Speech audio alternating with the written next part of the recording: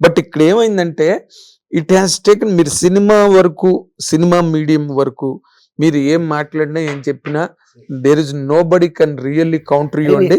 నేను అదే చెప్తున్నాను. అసలు మీ ముందు వచ్చి నిలబడే వాళ్ళు, మన నిలబడి మాట్లాడే వాళ్ళే లేరు. సరే, ఇప్పుడు నేను ఒక క్వశ్చన్ అడుగుతాను. సుశాంత్ సింగ్ రాజ్పూత్ అని ఒక యాక్టర్ చచ్చిపోయాడు. అవును. టోటల్ నేషనల్ మీడియాలు, అన్ని మీడియాలు ఒక 6 నెలలు సంవత్సరం గడిపినాయి దాని మీద. అమ్మో, రిపబ్లిక్ బాలీవుడ్ అన్నారు, బాయ్కాట్ కరణ్ జోహర్ అన్నారు, ఇది అన్నారు, అది అన్నారు. అంత అయిపోయి ఏమేమి తెలుసు ఎవరికైనా? ఆ కేసు అసలు ఎవరికి తెలియదు. ఎందుకంటే అది ఒక వేవ్ లాగా వస్తుంది, మీనింగ్లెస్. అది ఎందుకు వస్తుంది అంటే ఎవరికి తెలియదు, ఏదో అలా వచ్చి వెళ్ళిపోతుంది అది. అప్పుడు ఏంటి, మీరు గుంపులో గోవిందాలా ఒక రైట్ అయింది అనుకోండి, అందరే నడుస్తారు. అరిసి మీరు అడగండి దేని గురించి అరుస్తున్నారు, ఆ సబ్జెక్ట్ గురించి ఏంది అడగండి ఎవరినైనా ఎవరికి తెలియదు. అది ఒక mob mentality that also keeps coming into the social media.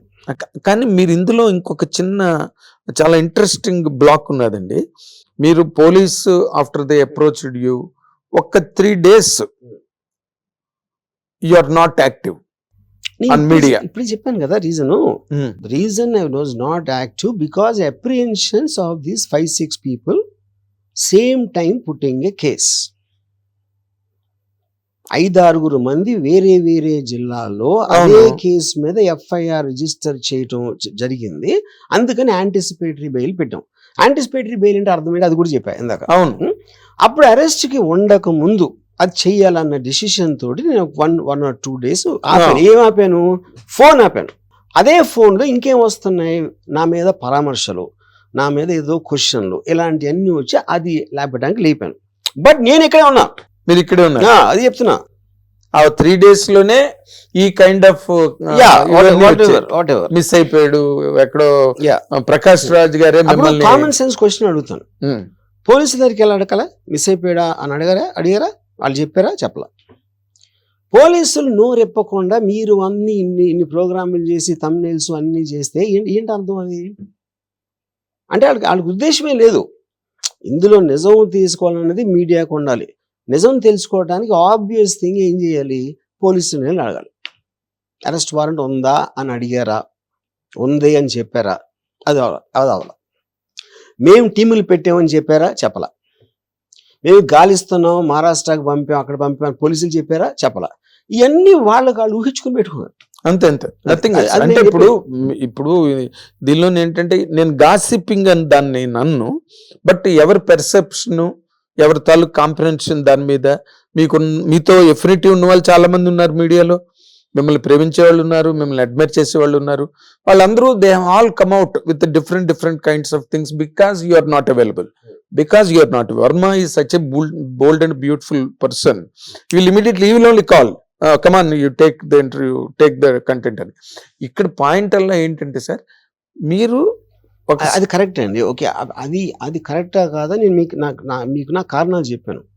అప్పుడు second immediate Ram Gopal availability లేదంటే నెక్స్ట్ అవైలబుల్ పర్సన్ పోలీసే కదా. అవును, ఎదురే కదా పార్టీలు అక్కడ. ఎగ్జాక్ట్లీ. పోలీసులు అరెస్ట్ చేయడానికి వచ్చారు, నేను అరెస్ట్ కాబోతున్నా. ఈ రెండింటి మధ్యలో ఒకళ్ళు లేనప్పుడు వాళ్ళని ఎందుకు అడగరు? మీరు చెప్పండి నాకు. ఎందుకు అడగరు అంటే న్యూస్ అయిపోతుంది. వాళ్ళు లేదు అంటే మీకు మళ్ళీ మెటీరియల్ ఉండదు పెట్టడానికి అక్కడ. అందుకని మీరు సస్టైన్ చేయడానికి దాన్ని అవాయిడ్ చేస్తారు. ఇప్పుడు సెకండ్ ఫేజ్లో నేను ఎక్కడే ఉన్నా అని చెప్పా, ఎక్కడికి వెళ్ళలేదని చెప్పా. ఆర్జీవీడన్లోకి పోలీసులు అసలు రాలేదు అని చెప్పా. అప్పుడైనా వెళ్ళి అడిగారా? అడగల. అది ఎందుకు? మీరు ఇది ఎప్పుడైనా ఫుల్ స్టాప్ పెడితే మీకు తర్వాత కథ ఉండదు. అందుకని సస్టైన్ చేయడానికి లాగుతారు. This is what cinema language లో కథ లాగడం అంటే ఇదే. కథ లాగడం అంటే అది సెకండ్ హాఫ్ లో లాగుతారు. అయితే సార్ ఇంకొకటి సార్, ఇన్ జనరల్ గా అవన్నీ డౌట్లే తప్పితే there are no questions at all. మీరు వ్యూహం సినిమా తర్వాత నేను ఇంకా పొలిటికల్ సినిమాలు చెయ్యను అని చెప్పి ఒక మాట అన్నారు. ఎందుకన్నారండి ఆ మాట? అప్పటికి ఏమీ లేదు కదా. అప్పుడు నాకు బేసిక్గా I was vexed with all this censor delays, ఇది అది పెట్టి వాళ్ళు మాట్లాడి అంటే వాటిని డీల్ చేయడానికే నాకు టైం సరిపోవట్లేదు. I suddenly got vexed. అంటే మీరు కాంప్లెక్సిటీ మీరు ఒకటి చేయలేనప్పుడు దానికి విపరీతమైన మీకు ఏదైతే ప్లెజర్ వస్తుందో దానికి కౌంటర్గా అన్నిసార్లు సినిమా పోస్ట్పోన్ చేసేసి అది కట్ చేయమండి పేర్లు ఇది ఇలాంటి హెడేక్స్ అన్నీ నాకు వెక్స్ అయిపోయింది ఆ టైంలో. దాని వల్ల చెప్పేది నేను ఇది 100% మీ తాలూకు పాయింట్ని, మీ మాటని నేను ఒప్పుకుంటా. ఎందుకు ఒప్పుకుంటానంటే దానికి నేనే ప్రత్యక్ష సాక్షిని. మీరు అప్పుడు కూడా నేను ఇంకా తెలుగులో సినిమాలు చేయను, ఈ సెన్సార్లతో నాకు పడట్లేదు, అసలు వేస్ట్ సెన్సార్ బోర్డు అని చెప్పి అప్పుడు నేను ఆంధ్రజ్యోతిలో పనిచేస్తున్నప్పుడు నేనే ఆ ఇంగ్లీష్లో కంటెంట్ నేను రాశాను. యాడ్ ఇచ్చారు మీరు Andhra Jyothi. Okay. So now that మీరు సెన్సార్ వాళ్ళతో విసిగిపోయి ఆ మాట నేను అన్నాను అన్న మాటని 100% నేను ఒప్పుకుంటాను. And because I'm telling this, all people will come to know about it. ఇక్కడ పాయింట్ ఏంటంటే, అంటే was there any signal to you at the time? మీకు అబ్జర్వేషన్స్ ఉన్నాయి, మీరు మాట్లాడరా అని పక్కన పెట్టండి.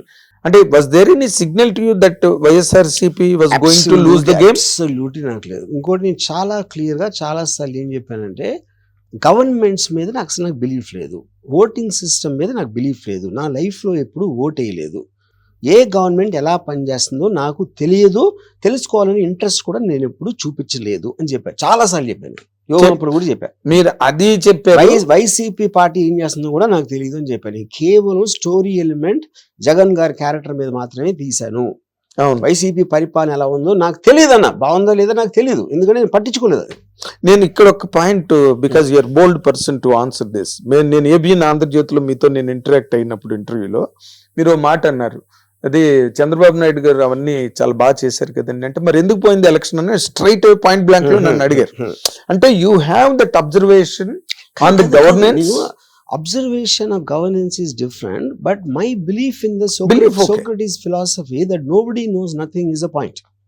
But Donald Trump, Kamala Harris election lo, all mainstream polls gave either a knife edge kind of a thing or a clear win for Kamala Harris.